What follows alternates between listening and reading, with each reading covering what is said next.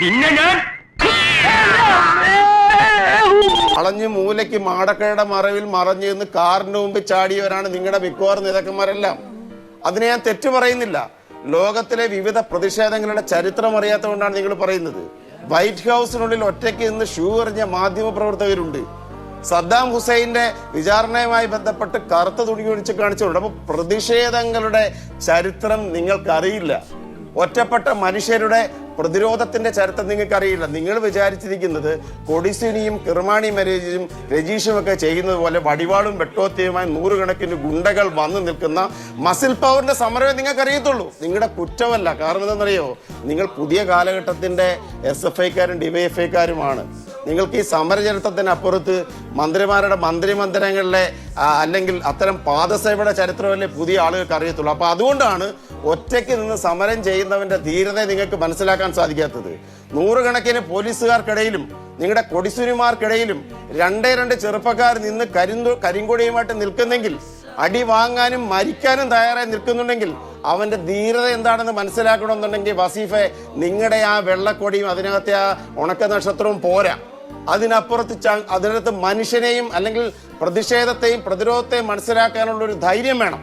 അപ്പൊ അതുകൊണ്ട് എണ്ണത്തിനപ്പുറത്ത് പ്രതിഷേധത്തെ മനസ്സിലാക്കാനുള്ള ഒരു അറിവ്, സമരചരിത്രങ്ങളുടെ അറിവ് പുതിയ DYFIക്കാരനും SFIക്കാരനും ഉണ്ടാകുന്നത് നല്ലതായിരിക്കും. അവിടെ നിൽക്കട്ടെ. ഞാൻ അടുത്തതിന് ഞാൻ സുരേഷിനുള്ള ചില മറുപടിയിലൂടെ പറഞ്ഞു തരാം. സുരേഷേ, ക്ലാസ് മുറിയിൽ കയറി വെട്ടിക്കൊല ചെയ്യപ്പെട്ട ഒരു ജയകൃഷ്ണൻ മാഷ് നിങ്ങൾക്കുണ്ടായിരുന്നു. ആ ജയകൃഷ്ണൻ മാഷിനെ വെട്ടിക്കൊന്ന കൊലയാളികളെ മൊകേരി സഹാക്കൾ എന്ന ഈ ക്രിമിനലുകൾ DYFIക്കാരൻ വിളിച്ചത് എങ്ങനെയാണ് ഒരു പുറത്തു വന്നതെന്ന് അറിയാമോ?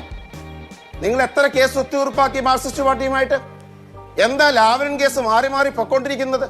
എന്താ സ്വർണ്ണ കള്ളക്കടത്ത് കേസിലും ലൈഫ് കേസിലും പിണറായി വിജയനെ നിങ്ങളുടെ EDയും കസ്റ്റംസും ഒന്നും ചോദ്യം ചെയ്യാത്തത്? ജയിലിൽ കിടന്ന് പുഴുക്കേണ്ട ആളുകളെ, CPMന്റെ നേതാക്കളെ സംരക്ഷിച്ചുകൊണ്ടിരിക്കുന്ന നിങ്ങളുടെ നരേന്ദ്രമോദി അമിത്ഷായുമല്ലേ? നിങ്ങളുടെ BJP നേതാക്കന്മാർക്ക് ഒരു അപ്പോയിന്റ്മെന്റ് പോലും നരേന്ദ്രമോദി അമിത്ഷായും തരുമോ? നിങ്ങൾക്ക് തരില്ല. നിങ്ങൾ യൂസ്ലെസ്സുകളാണ്. നിങ്ങൾ ഒരു ഗുണവുമില്ലാത്ത ആളുകളാ. നിങ്ങളെ കൊണ്ട് ഒരു കാര്യവും അവർക്കില്ല. അവർക്ക് വേണ്ടത് പിണറായി വിജയനെയാണ്. അവർക്ക് വേണ്ടത് കേരള CPMനെയാണ്. അതുകൊണ്ടാണ് പിണറായി വിജയന്റെ ലാവലിൻ കേസ് മാറി മാറി പോകുന്നത്.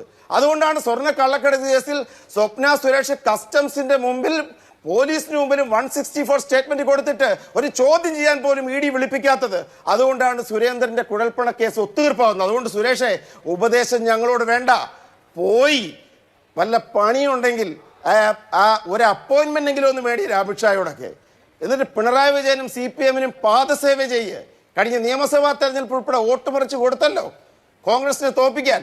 ഈ ലോക്സഭാ തെരഞ്ഞെടുപ്പിലും കാത്തിരിക്കുന്നുണ്ടല്ലോ കൊടുക്കാൻ. അപ്പോൾ ആ പണിയൊക്കെ അങ്ങ് കൈവച്ചാൽ മതി. കോൺഗ്രസ് ഉപദേശിക്കണ്ട.